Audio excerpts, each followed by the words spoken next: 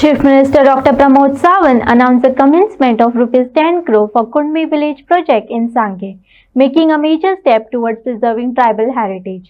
The government has also invested ₹1.30 crores in underground cabling to ensure uninterrupted power supply across Goa.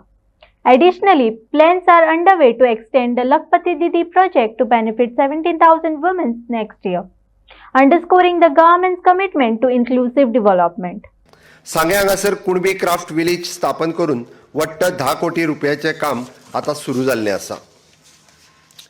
International purple फेस्टच्या आयोजनात दिव्यांग बंधू भगिनींक एक आश्वासक आणि एक समावेशक अनुभूती दिवपाकूय आमी यशस्वी जाल्यात.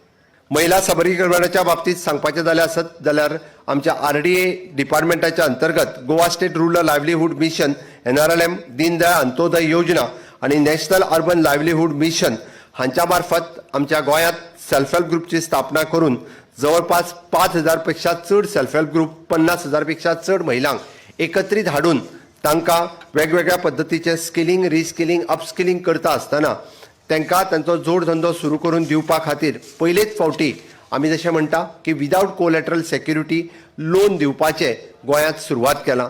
जेणे करून आमी म्हणटा की लखपती दिदी ह्यो खूब मोठ्या प्रमाणात गोंयांत तयार जावच्यो. आतापर्यंत जवळपास जरी 8-10 लखपती दिदी जाल्यो आसत जाल्यार आमची मोख आसा फुडल्या वर्साच्या भितर जवळपास 17,000 लखपती दिदी गोंयांत करच्यो आणि गोंयांतली प्रत्येक महिला भगिनी ही आर्थीक उबारी घेवपा खातीर फुडें येवची हाजोय गोंय सरकारचो प्रयत्न आसा.